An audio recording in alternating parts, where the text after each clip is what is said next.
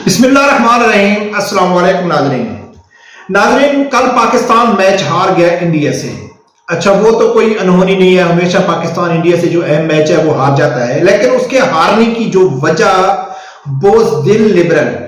अच्छा, बोज़दिल लिबरल का मैं इसलिए नाम ले रहा हूं क्योंकि एक होते हैं लिबरल जो देखने में भी लिबरल होते हैं, और एक ऐसे लिबरल होते हैं कि जिन्होंने एक मजहबी लबादा उड़ा होता है, वो भी एक बोझदिल लिबरल होते हैं। बोझदिल लिबरल की तरफ से पाकिस्तानी टीम का जिस अंदाज से दफा हो रहा है, वो देख के मुझे लगा कि जो मंडी बावलदीन के अमीर हैं तहरीक लबैक के नईम चट्टा साहब, उसने बिल्कुल ठीक ही का जवाब दिया था डीपीओ को कि भाई हम ये स्क्रीन लगा के क्रिकेट का मैच नहीं देखने देंगे, क्योंकि फलस्तीन में बच्चों के साथ जो जुल्म हो रहा है वो किसी को याद नहीं है, और अवाम के टैक्स के पैसे से ये बेगैरत कंजर खाना दिखाया जा रहा है। हालांकि उस नईम चट्टा साहब ने एक वजह बताई थी कि फलस्तीन में जो कुछ हो रहा है, लेकिन अब जिस अंदाज से टीम का दफा किया जा रहा है, तो मेरा ख्याल है वो फलस्तीन की वजह हो या ना हो, तो पाकिस्तानी टीम की इस तरह अवाम के टैक्स से पैसा इकट्ठा करके ये उनकी जो पाकिस्तानी टीम है उसको पूरी स्क्रीनें लगा के पाकिस्तान को दिखाया जाए, पाकिस्तानी अवाम को दिखाया जाए, नहीं दिखाना चाहिए।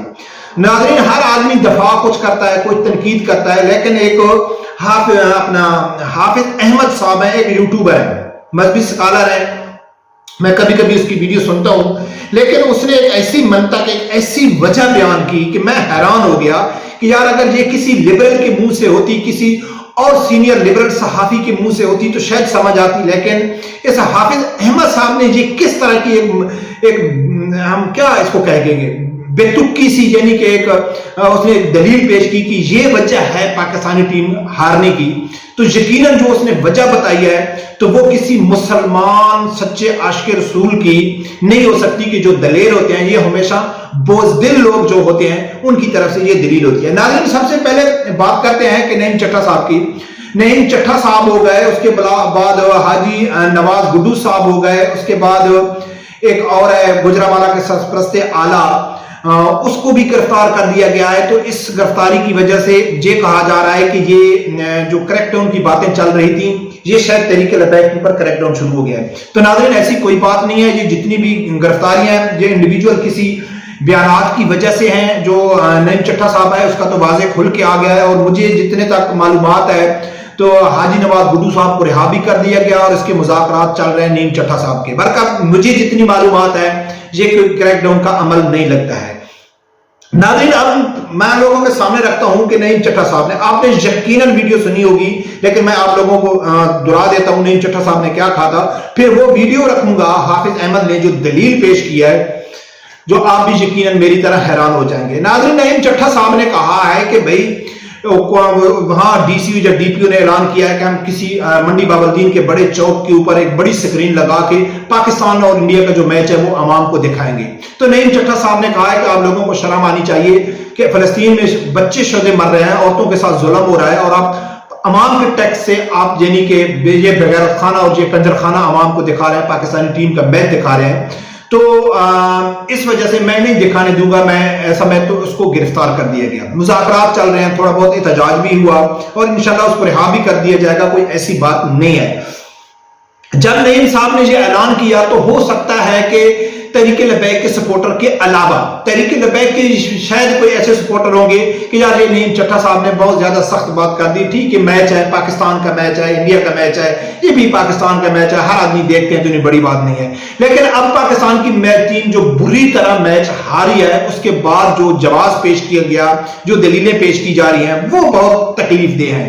अच्छा, कुछ लोग तो कहते हैं कि ज़का अशरफ गया है, ये मैच फिक्स था, कुछ क्या कोई क्या कह रहा है, कोई क्या कह रहा है, कोई भी कुछ भी नहीं कह रहा है। पाकिस्तानी टीम की नाकामी है, और वो यानी कि उनमें प्रेशर में आ जाते हैं, उनमें इतनी जुर्रत इतनी नहीं है कि वो इंडिया में या इंडिया के साथ जो अहम वर्ल्ड कप का मैच हो वो कभी जीती भी नहीं है, ठीक है, वो एक अलग चीज है। लेकिन हाफिज अहमद ने जो दलील पेश की वो बहुत ज्यादा तकलीफ दिया है, जिसके लिए मैं ये खासकर वीडियो बना रहा हूं। वो दलील मैं आप लोगों के सामने रखता हूं, फिर सुनना, फिर आगे उसके ऊपर बात करते हैं।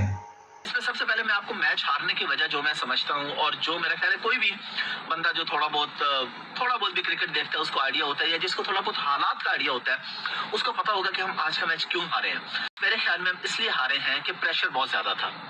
اب سارے لوگ کہہ سکتے ہیں جی پریشر تھا تو کیا پریشر ہینڈل نہیں کر سکتے. دیکھیں ایک پریشر ہوتا ہے کہ انڈیا سے میچ ہارنا اور ایک پریشر ہوتا ہے کسی پرابلم میں پھنس جانا یہ میچ جیتنے کی وجہ سے.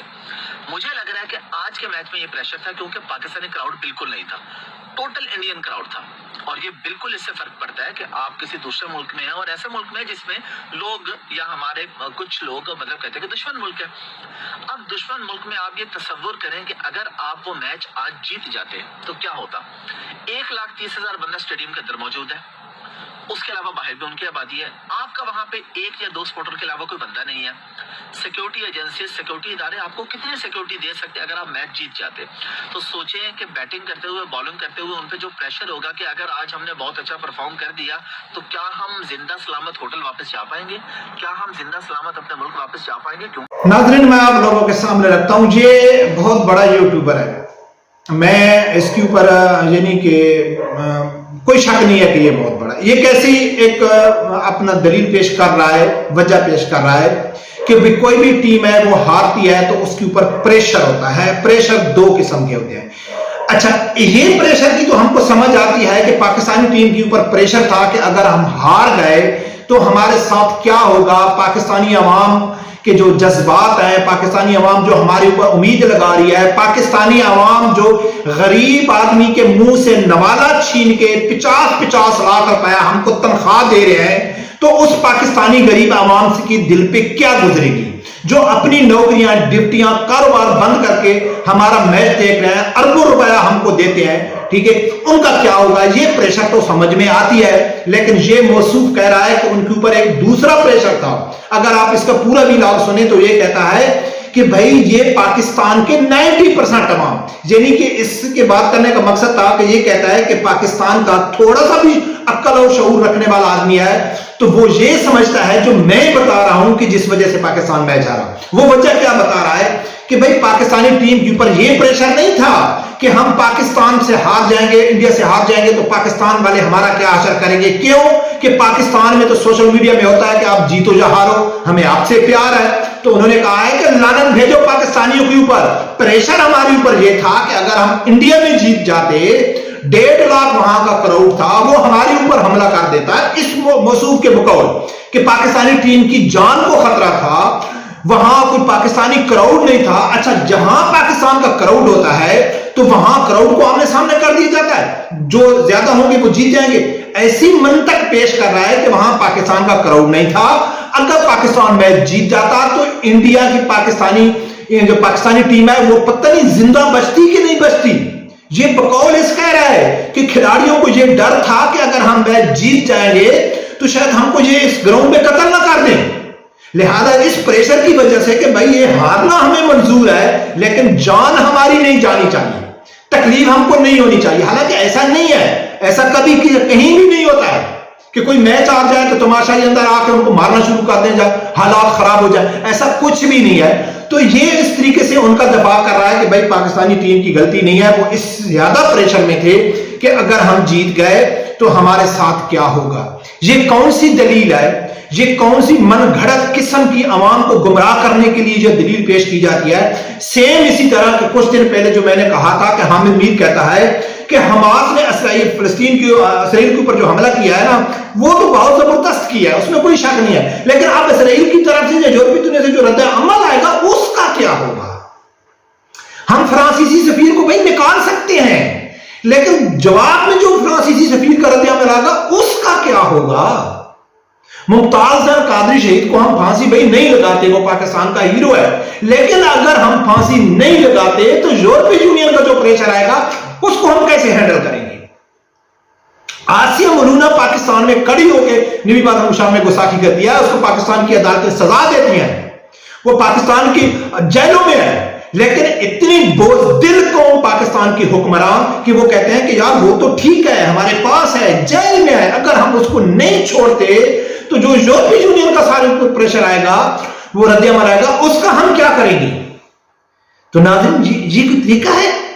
تو پھر کرکٹ میچ اگر اتنی بزدل ٹیم ہے پاکستان کی, یا پاکستان کا جو کرکٹ بورڈ ہے یا حکمران ہے کہ اگر ہم پاکستانی ٹیم انڈیا میں کھیل دیا ہے، اگر وہ جیت جاتی ہے تو انڈیا کے ساتھ حالات خراب ہو سکتے ہیں، ہمارے اوپر وہ جنگ مسلط کر سکتے ہیں، جب کھلاڑیوں کو نقصان دے سکتے ہیں، تو بھائی ان خسروں کو وردی پہ لا کے گراؤنڈ میں بھیجنے کی ضرورت کیا ہے؟ یہاں تو بہادری کا تو پھر نام ہی ختم ہو گیا نا۔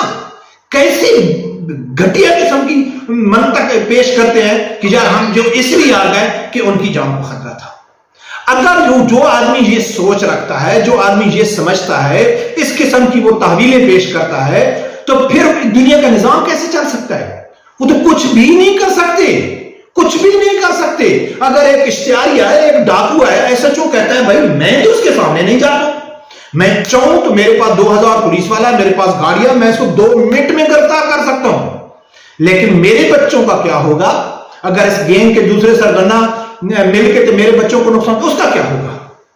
اگر ایک جج یہ فیصلہ کرنا شروع کر دے کہ بھائی میں تو عمران خان کے خلاف یہ نہیں کرتا ہوں، میرے گھر میں عمران خان کو تو میں پھانسی لگا سکتا ہوں، لیکن میرے بچوں کا کیا ہوگا؟ میری فیملی کے ساتھ کیا ہوگا؟